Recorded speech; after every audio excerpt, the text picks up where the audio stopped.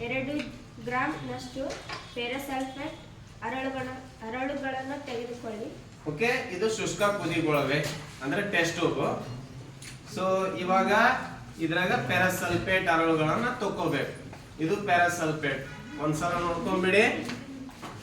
ಪೆರಾಸಲ್ಫೇಟ್ ಇದೆ, ಪೆರಾಸಲ್ಫೇಟ್ ಇದೆನಾ? ಈ ಶುಷ್ಕ ಕುದಿಗೊಳವೆಯಲ್ಲಿ 2 ಗ್ರಾಂ ಸ್ವಲ್ಪ ತಗೋತೀವಿ.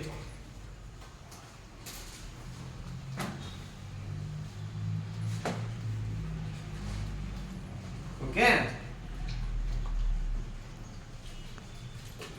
ಪೆರಾಸಲ್ಫೇಟ್ ತಗೊಂಡ್ವಿ. ಮುಂದೆ ಹೋಗಿ ಪೆರಾಸಲ್ಫೇಟ್ ಹರಳುಗಳ ಬಣ್ಣವನ್ನು ಗುರುತಿಸಿಕೊಳ್ಳಿ. ಬಣ್ಣ ಹೇಗಿದೆ ಅಂದ್ರ ಲೈಟ್ ಗ್ರೀನ್ ಕಲರ್ ಇದೆ. Light green. ಓಕೆ, ಇವಾಗ ನಾವು ಈ ಸ್ಪಿರಿಟ್ ಲ್ಯಾಂಪ್ ಅನ್ನ ಹಚ್ತೇವೆ. ಸೊ ಕಾಯಿಸಿ ಇಷ್ಟು ಇಡಬೇಕು. ಸ್ವಲ್ಪ ಮೇಲೆ ಹಿಡಿದು ಕಾಯಿಸಿ. ಹಳ್ಳುಗಳು ಲೈಟ್ ಗ್ರೀನ್ ಕಲರ್ ಇದೆ.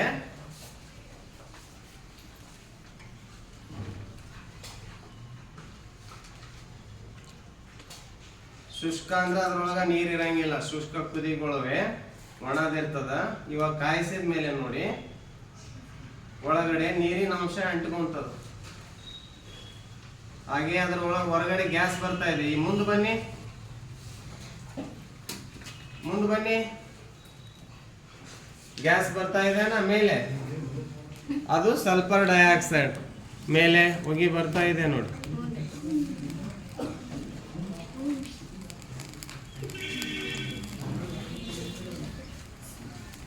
ಸಲ್ಫರ್ ಡೈಆಕ್ಸೈಡ್ ಗ್ಯಾಸ್ ಬರ್ತದ. ಹಾಗೆ ಇಲ್ಲೆಲ್ಲ ನೀರಿನ ಅಣುಗಳು ಅಂಟ್ಕೊಂಡವ್ ನೋಡ್ರಿ.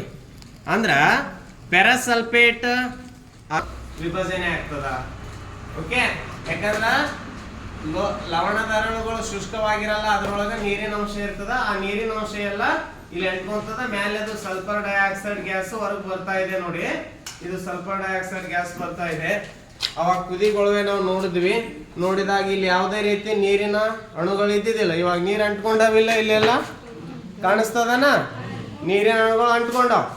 ಅಂದ್ರ ಪೆರಾಸಲ್ಫೇಟ್ ಹರಳುಗಳು ವಿಭಜನೆಗೊಂಡು ferrous oxide, sulphur dioxide, sulphur trioxide. So ಆ ರಿಯಾಕ್ಷನ್ ಅನ್ನ ಬರೀತೇನೆ. ವಿಭಜನೆಗೊಳ್ತಾವ ಗೊಂಡು ಪೆರಸ್ ಆಕ್ಸೈಡ್ ಆಗ್ತದೆ. ಈಗ ಉಳಿದಿರ್ತದ ನೋಡಿ, ಕಲರ್ಲೆಸ್ ಪುಡಿ ಉಳ್ದದ. ಕಲರ್ಲೆಸ್ ಪುಡಿ ಉಳ್ದದ ಇದ್ರೊಳಗ. ಇದು ಪೆರಸ್ ಆಕ್ಸೈಡ್. ಅದ್ರ ಜೊತೆಗೆ sulphur dioxide, sulphur trioxide gas ಆಗಿ ಹೊರಗೆ ಹೋಗ್ಯಾವ.